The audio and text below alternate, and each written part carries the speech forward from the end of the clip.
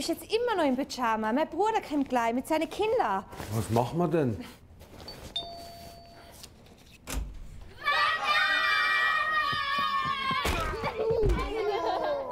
Der Berti redet schon die ganze Woche von nichts anderem. Stimmt's, Berti? Die Motive, warum wir mit unseren Kindern in die Berge gehen, sind vielfältig. Bergwandern ist gesund, es fördert motorische Fähigkeiten, Geschicklichkeit, Natur- und Risikobewusstsein und steigert die soziale Kompetenz unserer Kinder. Berti, sag jetzt nichts. Na.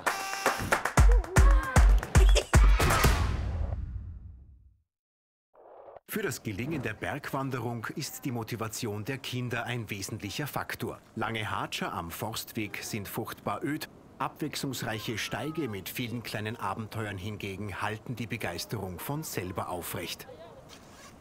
Selbstständigkeit, beispielsweise in Form des eigenen Rucksacks für die Kids, gibt den Kleinen auch das Gefühl, richtige Bergsteiger zu sein. Selbstverständlich darf die Leistung der Kinder, auch wenn sie für uns Erwachsene noch so klein ist, gebührend gewürdigt werden. Genial. Gehen wir was essen.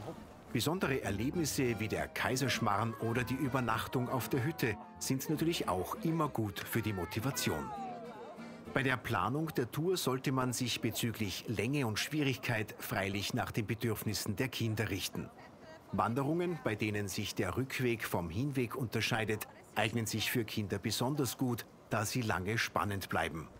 Am Beginn der Tour lassen wir keine Hektik aufkommen und gehen es betont langsam und gemütlich an. Am besten lassen wir die Kinder vorausgehen, dann können sie das Tempo selber bestimmen. Wir planen häufige und regelmäßige Spiel- und Jausenpausen mit großen Zeitfenstern sowie reichlich Zeitreserven für die gesamte Wanderung ein.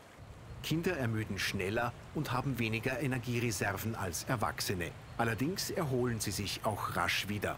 Erwachsene bleiben umso leistungsfähiger, je kontinuierlicher sie gehen. Für Kinder gilt genau das Gegenteil. Richten wir den Blick auf das Wetter, so ist es weniger der Regen, der die Motivation bei Kindern sinken lässt. Vielmehr sind es Hitze und intensive Sonnenstrahlung, die den Kindern den Spaß verderben. Wirklich wichtig sind gut passende, wasserdichte Wanderschuhe. Die von älteren Kindern weitervererbten Wanderschuhe sind oft ausgelatscht und passen nicht richtig. Neue Schuhe müssen aber erst eingegangen werden. Besonders wichtig für Kinder ist ein guter Sonnenschutz. Sonnenbrille, Kopfbedeckung und Sonnencreme Faktor 50 sind ein Muss.